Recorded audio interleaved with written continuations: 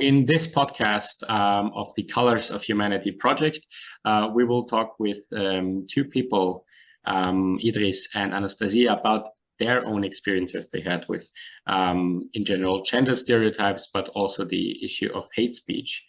And I will just quickly say short details about this project, which has been running for almost 2 years now.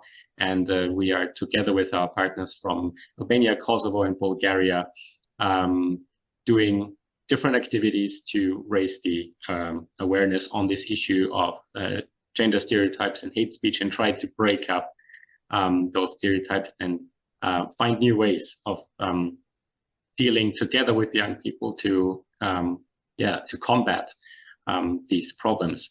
And so I will now just shortly let Anastasiia and then Idris present themselves. My name is Andreas. I'm also part of the Vienna Goes Europe Association and the board. And we will have together this conversation on these topics. So I let you quickly present yourself now. Yes, thank you for inviting me. My name is Anastasiia. I'm 24 years old. I'm Ukrainian, and I've been living in Vienna since 2022. So I came to Vienna because of the war, and I'm a refugee in Austria, and I've just finished my study here in Austria. Hi, I am Idris. I am 23 years old. I also live in Vienna, in Austria, since 2021. I also come here for studying for my master thesis, and since here I don't move anymore in Vienna. And I think thinking about this, we often see the worst expression of stereotypical thinking, unfortunately, still on social media. And so very often these communities that, and often, of course, minority communities, are then targeted with incredible amounts of hatred, and especially hate speech, because it seems to be a very easy way to attack people that, you have no clue about, but then it's very easy because no one really holds you accountable there. But this is still a daily issue that is still happening.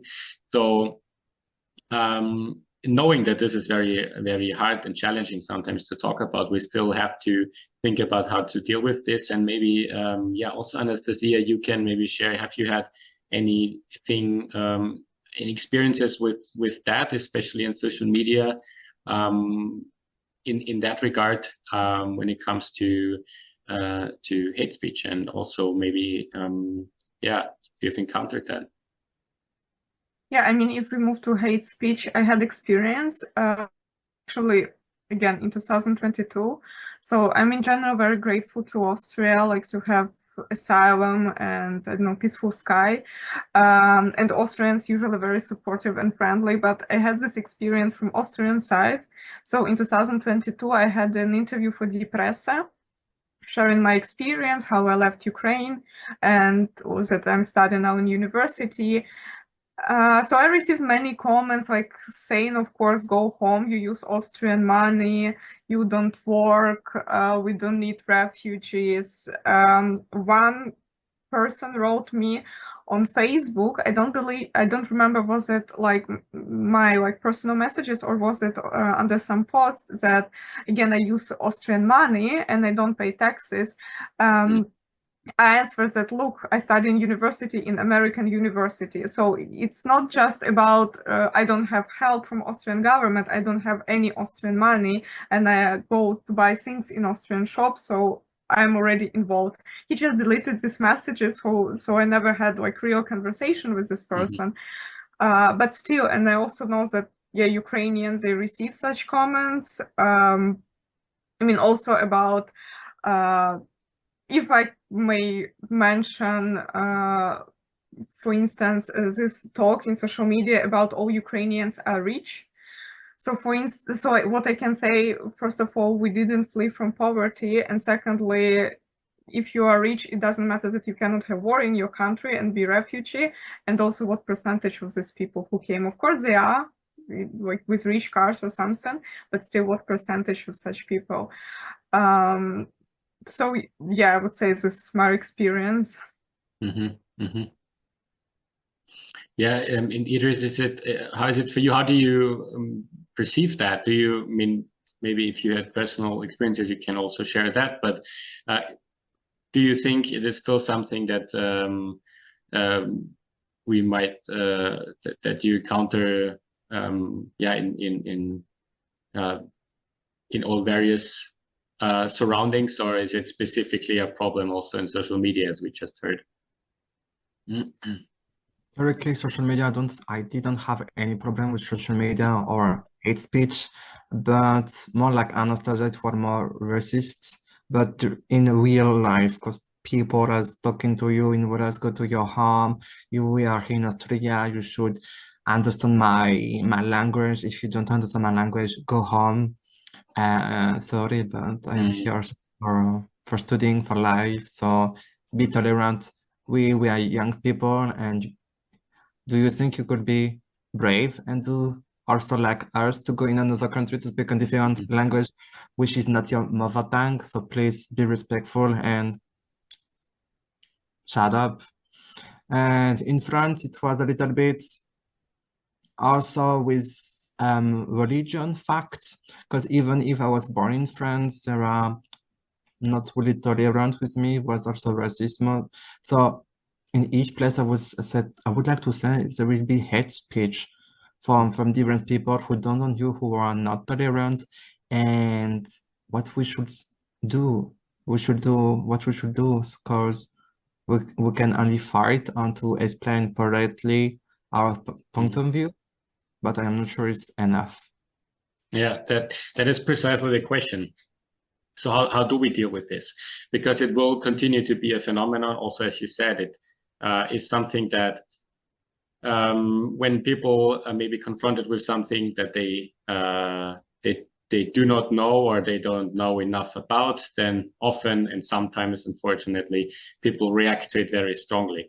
But that doesn't automatically mean that they have to spread random hate speech. So how do we make sure that people understand what immediate impact hate speech can have, and that this is also some kind of psychological violence that you're doing. So I can see this is a problem in all generations. So we already talked about schools before, but I have the feeling that this goes considerably beyond just schools and education systems, because it's something on all levels of society.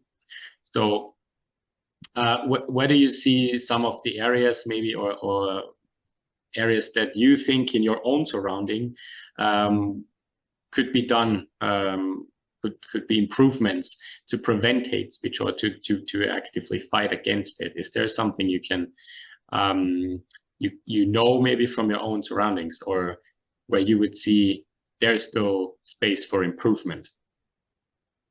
I mean, in my case, as I mentioned before, I tried to say look, this is my experience about this money and this and that. Sometimes I think it can work if people see facts. So for instance, for also one university project, I did a research what people write in comment section after the article about refugees, and one was about Ukrainians. Then it was like, how many Ukrainians already found job in Austria? Still, I mean, you can find this hate speech there, but some people would like, okay, I saw wars about Ukrainians. Now I a bit changed my mind. So maybe it also works when people see facts. Yeah. I thought that looking at how this has especially been worsened and a specific issue since also the outbreak of the invasion of Putin and Russia into Ukraine, I saw that there were so many levels coming together that also were cause for hate speech. I think that also goes to say and to prove that it just impacts us on all levels.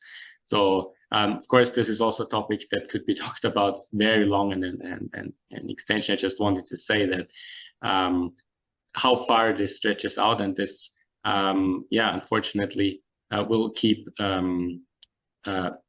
being a very considerable problem that we can deal with. But we read here, I think, are good examples that on the we showed very good examples that on the very specific day-to-day level is where we can start. So is there something, maybe a main message, if we think about the two main issues that we talked about, hate speech and also gender and gender discrimination and gender stereotypes, a main message that you want to take away from this, or that you want the audience to take away from this?